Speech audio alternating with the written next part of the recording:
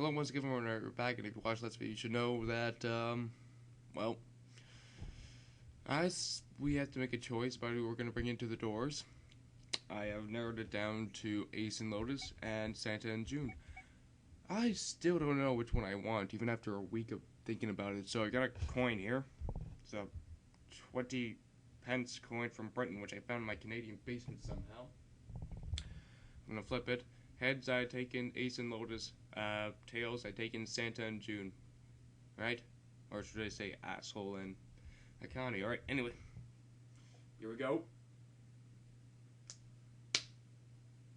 Tails. Alright, well, I'm a man of my word, so.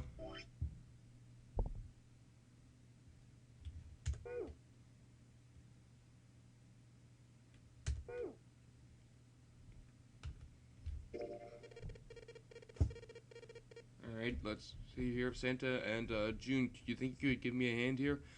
The pun was a little too on the nose, but the mood was still grim. Both Santa and June lifted their left hands silently. He verified, and she followed suit. 5 plus 3 plus 6 equals 14, which goes to 1 plus 4 equals 5. And they'd fulfilled the conditions. If they were to pull the lever on the side... Are you guys ready? I'm gonna open it. Junpei grabbed the lever and looked back over his shoulder. They stiffened and nodded. Junpei nodded back and set his mouth in a grim line. Then he slowly lowered the lever. Into hell we go. There was a metallic groan and the door slid open. A breath of air drifted out, carrying the stench nearly made them gag. Junpei... Oh. There we go.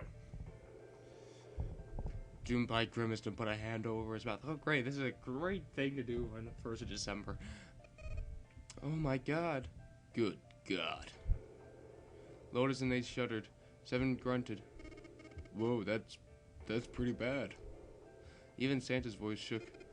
He blew up? It appeared that Santa was right. All the way on the other side of the door was splattered with chunks of torn flesh and dark red blood. Oh, Jesus, they're actually going to show us. She giggled across the room. It had come from June. Then her strength left her and she dropped. As Junpei turned to catch her, the door groaned shut.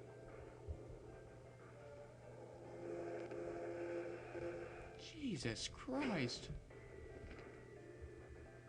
She crumbled to the floor. June, you okay? Junpei dropped to his knees and put his arm around her shoulders. That was when he noticed. Her whole body was feverish. She was radiating intense heat. What the hell? Where did this fever come from? June didn't answer. Her face looked like wax and her whole body began to shake. Alright, let's just rest for a minute, okay? You think you can walk? She nodded weakly. Junpei lifted June to her feet and guided her to a nearby chair. Here we go. As gently as he could, he set her down in it. How are you feeling? Are you alright? She nodded, and as she did, a single huge tear rolled down the side of her face. Why? Why did this happen? Her voice cracked, broken by misery and grief and choked by sobs. We didn't even know who the guy was. Why did this happen? Junpei spun around. Do any of you know what the fuck is going on here? Who's here? What's this nonnery game? Come on, anybody? Anything? What the hell is going on? What are we doing here? No one spoke. Ace, Snake, Santa, Clover, Seven, and Lotus. They simply stood there, 7 pairs of downcast eyes and 7 grim lines for mouths. June's body shook with silent sobs. They slowed as the minutes ticked by, and eventually they stopped.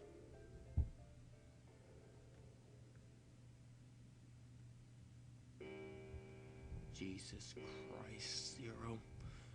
Then suddenly, in the cold, heavy silence that had enveloped them like a thick fog, a bell began to ring. The clock in the central hall. 7, 8, 9, 10 times. It was 10 o'clock. And then, on the 10th ring, it stopped. The sound of the bell faded away into silence. It's 10 o'clock, then. Ace said that each one of them had been thinking. That means it's been an hour since Zero's little announcement. Seven's deep voice echoed across the room. Fuck! I've had enough of this crap. His hand leapt to his feet, his fists clenched. How long are we gonna pussyfoot around like this? We've only got 8 hours till this time limit Zero was going on about is up. Let's get it going already. Go! Go! Santa's outburst fell on deaf ears. No one seemed to agree with him. They stared back at him, their eyes blank and their faces tired. Finally, Lotus spoke. No, I refuse. I'm not going to end up like him. You mean the 9th man? Of course. Who else? In his mind's eye, Junpei saw the corpse again. The dark reddish-black pool of blood, the scattered pieces of flesh. Thank God that's all we see. Organs strewn across the floor like a blossoming of a oh, good Jesus Christ. Grotesque flower. The explosion that had torn through his body had been powerful. The 9th man's neck had been twisted at an odd angle. Junpei suspected the detonation had thrown him against the wall. Half of his face was crushed and the other half was covered in blood. You know, they actually showed us all of it. I'd question why Nintendo is still considered the child-friendly company. And anyway, this is still pretty dark. Most of his abdomen had been emptied, either by the explosion or by gravity. He had landed on his back, and stark white ribs jutted out from his chest like the legs of some sort of macabre crab. Junpei felt something flip in his stomach. I think he just screwed up. Eyebrows went up and Santa continued. He probably set up some sort of trap and that killed him. I'm not gonna screw up like that. I'm getting out of here alive. Whatever Percy Snake was laughing at, Santa did not find it particularly humorous. What's so goddamn funny? Oh, my apologies. You were just so very confident.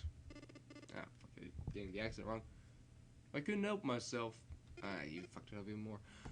What the fuck? I think you're mistaken the situation. Huh? The 9th man's death, it had nothing to do with the trap, or at least not the sort of trap you imagined it did. Then, you broke one of Zero's rules. That was why he died. Quite simple, if you think about it. You still don't... Alright.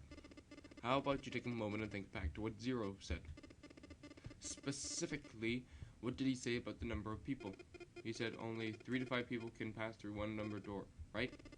And after that, you've forgotten the relevant part. What did Zero say? Santa furrowed his brow and thought. Junpei thought back. Hey, you got the paper in your pocket about the rules. Zero said.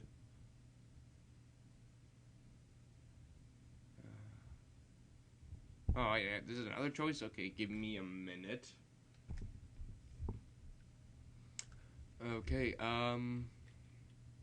if I remember correctly, it was that everyone who verified had to go. So... all those who enter must leave and all who enter must contribute, right? I think it was something like that. Whatever it was, it means that groups of less than 3 or 5, or more than 5, can't go or through. That is correct. Yes! A gold fuck you. I hope you die. I hope you're the next one to die. That's terrible to say, but I don't like how you responded to me. Percy Snake inclined his head towards Junpei. The 9th man, however, broke that rule. He tried to pass through a numbered door by himself. That was why he was executed. And Zero's watching us from somewhere, making sure we don't break any rules? Oh, I'm not sure of that. Why not? Because this execution system is entirely automatic. He didn't notice. There's no need for him to monitor us. What do you mean? Percy Snake looked at Seven with what could only be described as pity inside. Oh, very well. I see it must be me who tells you. I've waited long enough, I suppose. I had hoped Zero might spare me the trouble, but that seems increasingly unlikely. He couldn't see them, of course, but perhaps Snake sensed the confused eyes upon him. When he spoke, he gave words to everyone else's thoughts. Do you know something? Well, I know a great many things, but yes. What is it you know? Here. Snake removed a card from the pocket of his jacket. With a flourish, he presented it to Ace. Took a close look at it and spoke. Come on, now, what's the point in giving me this? Give me that. Santa snatched the card from Ace, but his expression of disgust quickly turned to one of confusion.